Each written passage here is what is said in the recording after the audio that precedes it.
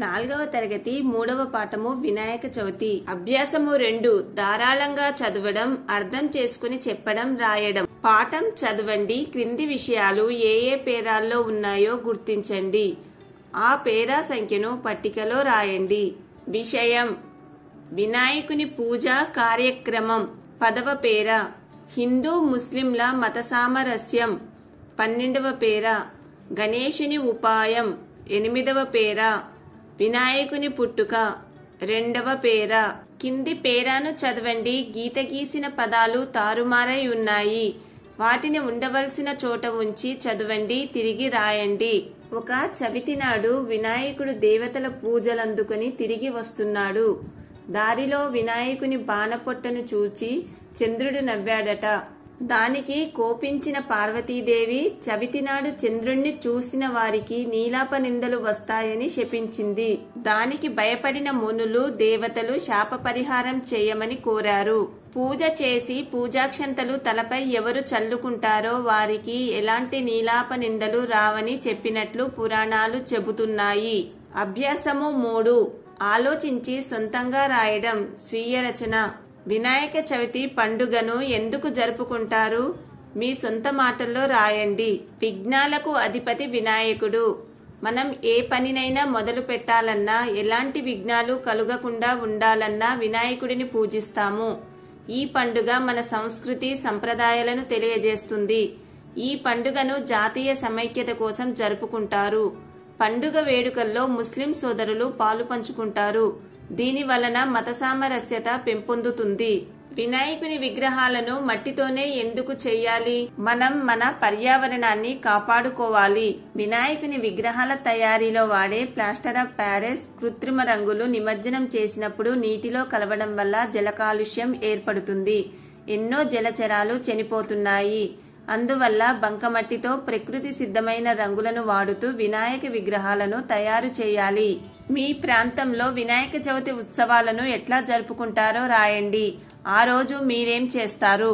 మా ప్రాంతంలో వినాయక చవితి ఉత్సవాలు ఘనంగా జరుపుతాము. హిందూ ముస్లిం సోదరులంతా ఈ ఉత్సవంలో పాల్గొంటారు.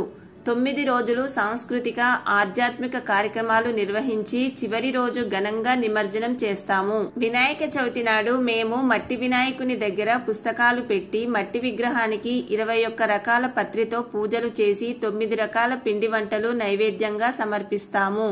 అభ్యాసము 4. పదజాలం. ఒక అక్షరానికి అదే అక్షరం ఒత్తుగా ఉన్న పదాలు మరియు ఒక అక్షరానికి వేరొక అక్షరం ఒత్తుగా ఉన్న పదాలను పాఠంలో గుర్తించి కింది పట్టికలో రాయండి. ఒక అక్షరానికి అదే అక్షరం ఒత్తుగా ఉన్న పదాలు. ఉదాహరణకు గుమ్మం, పుట్టుక, దగ్గర, బొమ్మ, ముద్దుగా, ఎత్తుకొని. ఒక అక్షరానికి మరొక అక్షరం ఒత్తుగా ఉన్న పదాలు. ఉదాహరణకు చతుర్థి, ముఖ్యమైన, పూర్వం, పార్వతీదేవి, శుభవార్త, పుత్ర. ఇచ్చిన ఆధారంతో పదాలు రాయండి. నీరు, జలం, పండు, ఫలం, జాగా, స్థలం, సమయం, కాలం, రంధ్రం, బిలం. వరి పండేది, పొలం, పెన్ను, కలం, తోక, వాలం, నాగలి, హలం, శక్తి, బలం. అభ్యాసము 6. భాషను గురించి తెలుసుకుందాం. కింది వాక్యాలలోని నామవాచక పదాల కింద గీత గీయండి. గోపి హైదరాబాదుకు వెళ్ళాడు. గోపి, హైదరాబాదు. నామవాచక పదాలు. కుక్క విశ్వాసం గల జంతువు. కుక్క, జంతువు. నామవాచక పదాలు. గీత, రాధ, ఫాతిమా, రజియాలు సినిమాకు వెళ్లారు. గీత, రాధ, ఫాతిమా, రజియా సినిమా. నామవాచక పదాలు. గోదావరి నది తెలంగాణలో ప్రవహిస్తున్నది. గోదావరి నది, తెలంగాణ. నామవాచక పదాలు. కింది వాక్యాలు చదవండి. గీత గీసిన పదాలు చూడండి. ఉదాహరణ: లక్ష్మి తెలివైన బాలిక. ఆమె రోజు కథల పుస్తకాలు చదువుతుంది. పై వాక్యంలో లక్ష్మి నామవాచక పదం. ఆమె అనే పదాన్ని లక్ష్మికి బదులుగా వాడారు.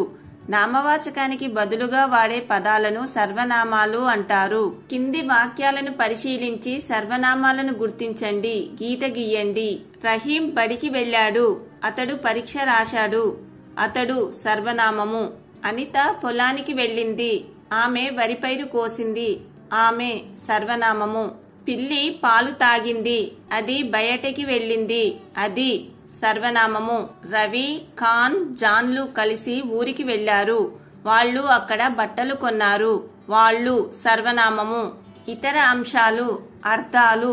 పండుగ, ఉత్సవం, ముఖ్యమైన, విశేషమైన, సంహరించు, చంపు, పూర్వం, ప్రాచీనం, రాక్షసుడు, అసురుడు, జీవం, ప్రాణం, పుత్రుడు, కుమారుడు, జన్మించుట, పుట్టుట, ముల్లోకాలు, మూడు లోకాలు, ఆతృత, తొందర, అవాక్కయ్యాడు, ఆశ్చర్యపోయాడు, విఘ్నాలు, ఆటంకాలు, గణము, గుంపు లేదా సమూహము, నాయకుడు, అధిపతి, జాతీయ సమైక్యత, జాతి అంతా ఒకటే అన్న భావన, వచనాలు, పండుగ, పండుగలు, రాక్షసుడు, రాక్షసులు, బాలుడు, బాలురు, బొమ్మ, బొమ్మలు, పుత్రుడు, పుత్రులు, పేరు, పేర్లు, వాహనం, వాహనాలు, నెమలి, నెమళ్ళు, నది, నదులు, రాత్రి, రాత్రులు.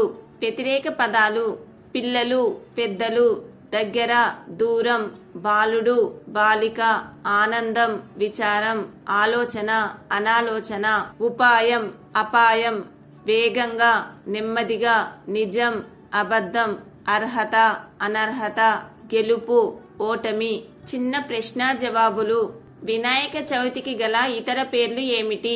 వినాయక చవితికి వినాయక చతుర్థి, గణేష చతుర్థి అనే పేర్లు కలవు. భాద్రపద మాసం శుక్లపక్ష చతుర్థి నాడు ఏ పండుగ వస్తుంది? భాద్రపద మాసం శుక్లపక్ష చతుర్థి నాడు వినాయక చవితి పండుగ వస్తుంది. శివపార్వతుల కుమారుల పేర్లేమిటి? శివపార్వతుల కుమారుల పేర్లు గణేశుడు, కుమారస్వామి. గజాసురుడనే రాక్షసుడిని ఎవరు సంహరించారు? గజాసురుడనే రాక్షసుడిని పరమశివుడు సంహరించాడు. వినాయకుని వాహనము పేరేమిటి? వినాయకుని వాహనము పేరు అనిద్యుడు. గణేశుని సోదరుడి పేరేమిటి? అతని వాహనమేది? గణేశుని సోదరుడి పేరు కుమారస్వామి, అతని వాహనం నెమలి. వినాయకుడిని ఎన్ని రకాల ఆకులతో పూజిస్తారు? వినాయకుడిని 21 రకాల ఆకులతో పూజిస్తారు. వినాయకునికి ఇష్టమైన వంటకాలు ఏమిటి? వినాయకునికి ఇష్టమైన వంటకాలు కుడుములు, ఉండ్రాళ్ళు, లడ్డూలు. దేనితో చేసిన వినాయక విగ్రహానికి పూజలు చేయడం ఆచారం అయ్యింది? మట్టితో చేసిన వినాయక విగ్రహానికి పూజలు చేయడం ఆచారం అయ్యింది.